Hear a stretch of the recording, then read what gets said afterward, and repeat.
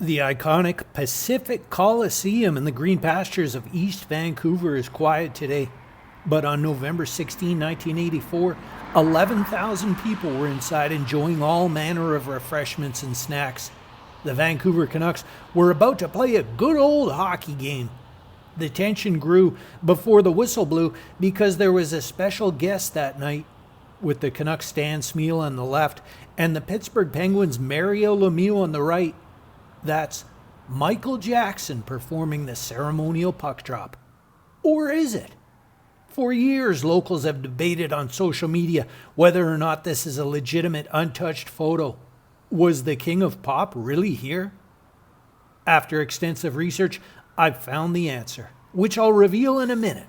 First, I want to tell you about another piece of local Michael Jackson folklore. And for that, we've got to go downtown. Stay tuned, friends.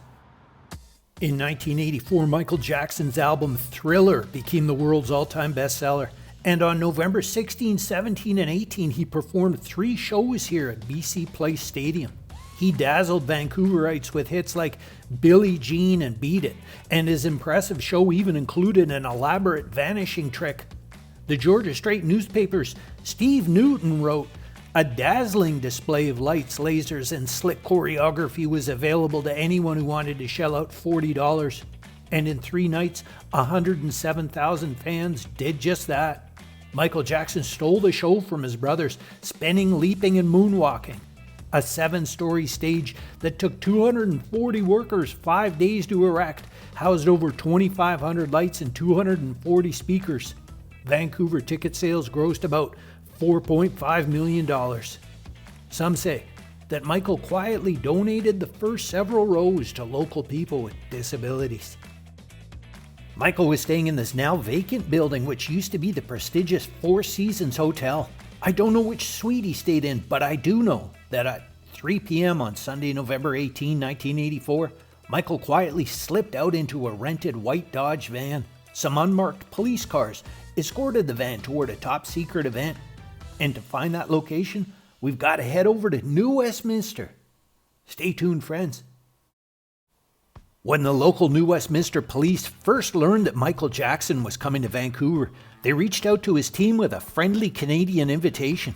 And to their surprise, the entertainer graciously accepted. He arrived here at the Royal City around 3:30 p.m.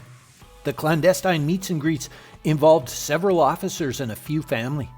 Michael was sworn in as an honorary constable of the New Westminster Police Department to serve the Queen and cause the peace to be kept and preserved. He received badge number 49.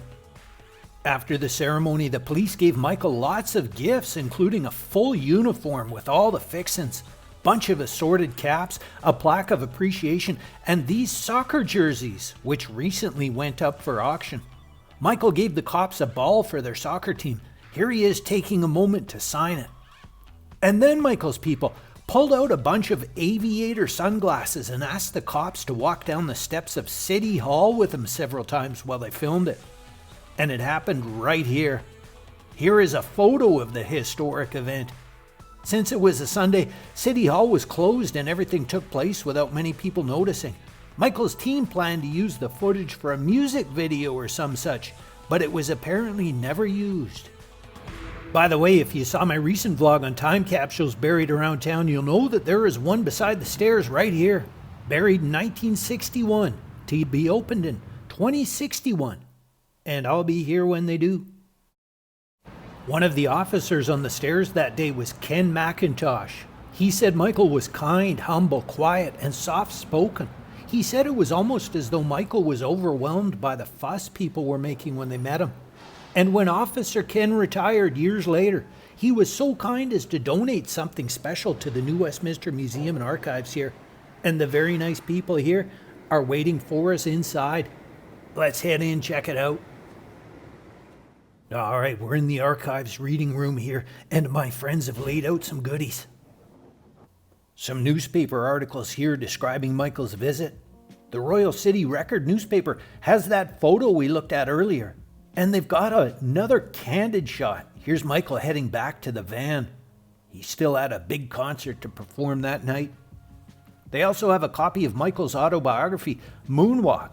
And inside it has a color image of Michael on the steps of City Hall.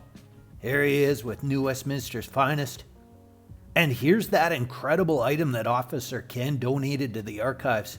These are aviator sunglasses that were worn on the steps that day.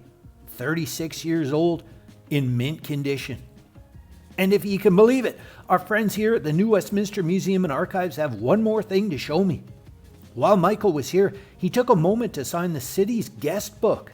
And here is his signature. It is dated November 18, 1984. Noted that Michael Jackson is a rock singer and that he visited New Westminster at the secret invitation of the New Westminster Police Department. All right, we're back here at the Pacific Coliseum, and thanks to the diligent work of researcher Rob Williams, we finally know the truth about this hockey picture after 36 years. It is, in fact, an untouched, authentic photo. Rob unearthed a small article from the Pittsburgh Post-Gazette newspaper archives. It says that this Michael Jackson look-alike dropped the puck that night while the real pop star was opening with his brothers across town. Final score of the game was 7-6. It must have been a thriller. Hope you enjoyed this little taste of old Vancouver and New Westminster as they once were. Shoutouts to Cynthia Charles and Monica Baker. Special thanks to the New Westminster Museum and Archives. Thank you for watching. Please like and subscribe. Until next time, be good to the other.